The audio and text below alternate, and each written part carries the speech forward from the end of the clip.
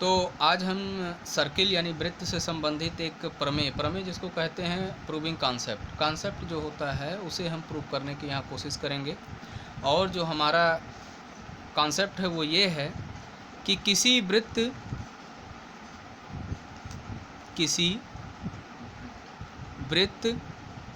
की जीवा के मध्य बिंदु से उसके केंद्र को मिलाने वाली रेखा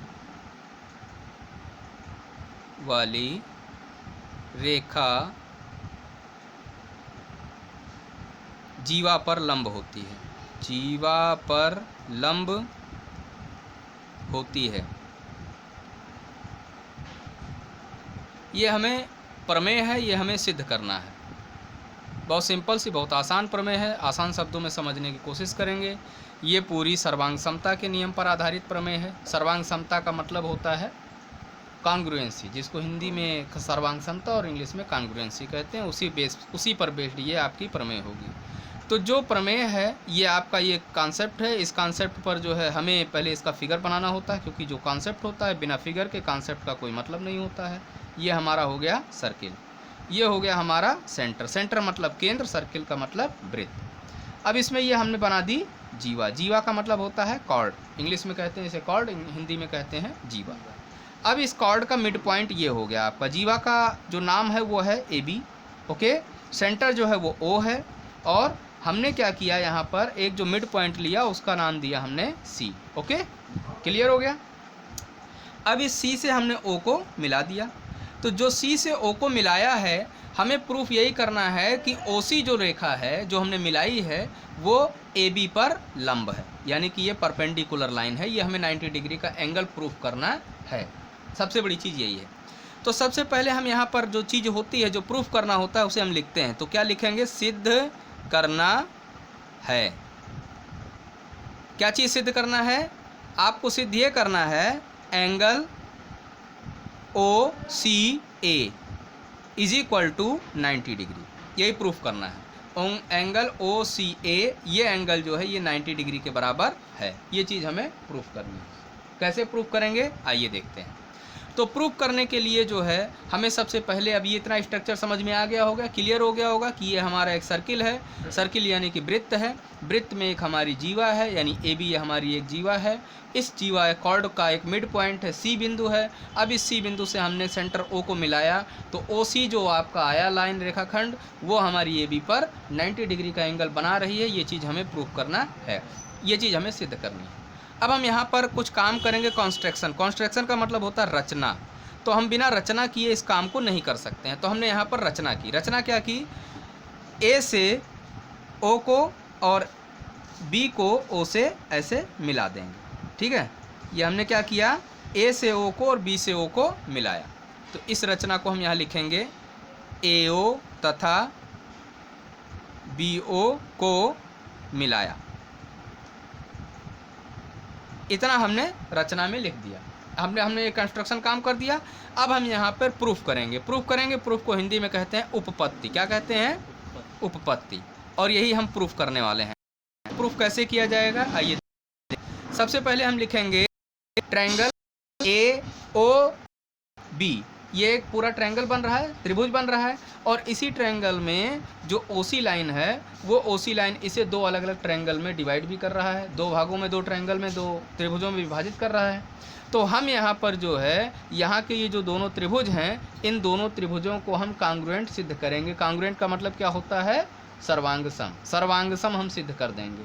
और जब सर्वांग सम सिद्ध कर देंगे तो ऑटोमेटिक ही 90 डिग्री का ये प्रूफ हो जाएगा। कैसे प्रूफ होगा अभी हम दिखाते हैं। तो सबसे पहले हम लिखेंगे त्रिभुज OAC तथा त्रिभुज OBC में दो त्रिभुज हैं। दोनों त्रिभुजों में हम आपस में अब संबंध स्थापित करेंगे, ठीक है। तो सबसे पहला क्या है? इन दोनों त्रिभुजों में पहली लाइन क्या है?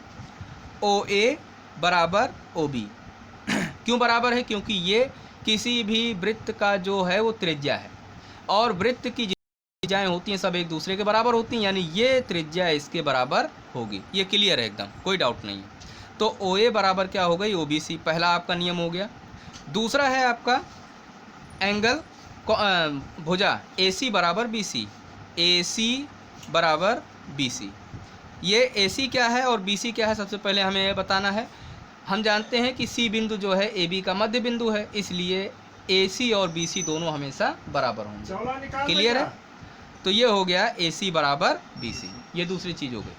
अब तीसरी चीज़ हमें एक और प्रूफ करनी होगी इसमें कि ये लाइन जो है दोनों में कॉमन है, उभयनिष्ठ है। यानी कौन सी, ओ सी बराबर ओ सी, ये तीसरी चीज़ है। ये यहाँ पर क्या है, वृत्त की त्रिज्याएं हैं, त्रिज्याएं हैं इसलिए बराबर हैं।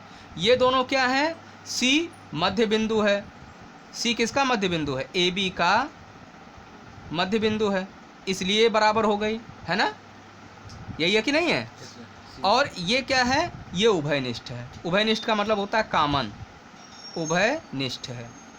अब इन तीनों चीज़ों के आधार पे हम ये कह सकते हैं समीकरण 1, 2 व 3 से, समीकरण 1, 2 व 3 से हम ये कह सकते हैं कि दोनों ही त्रिभुज आपस में कांग्रुएंट हैं, यानी कि सर्वांगसम हैं।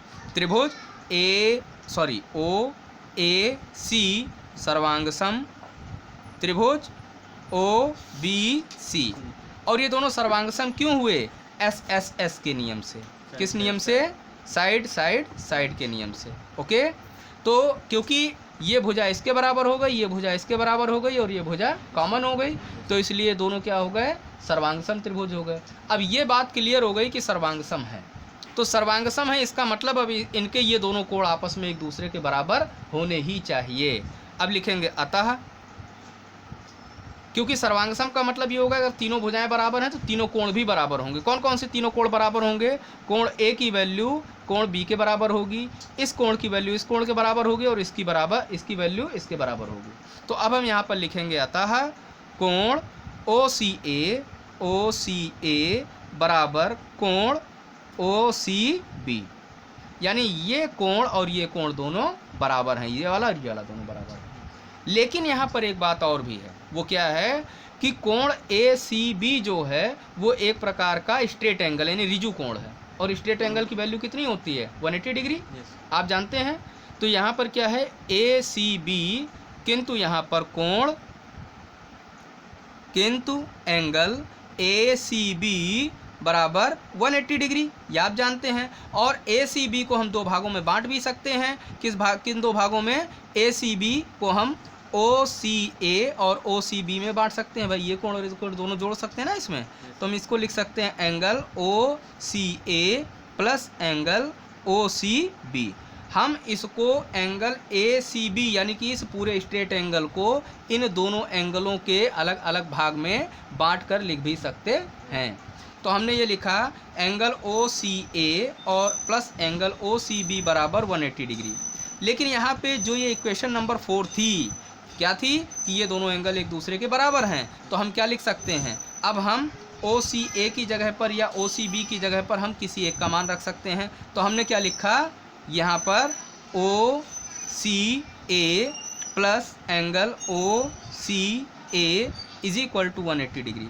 यानी इस एंगल को हमने इस किस इक्वेशन से, इक्वेशन नंबर 4 की स्थिति से हमने जहाँ एंगल ओ सी बी था वहाँ हमने क्या लिख दिया, एंगल ओ सी ए, क्योंकि दोनों एंगल एक दूसरे के बराबर हैं। अब इसको जो हम क्या करेंगे, ये दोनों दुगने के बराबर हो गए, तो हम क्या लिखेंगे एंगल 2 ओ सी ए बराबर 180 डिग्री, और इसका मतलब angle O C A is equal to हो गया 180/2, यानी angle O C A is equal to हो गया 90 डिग्री।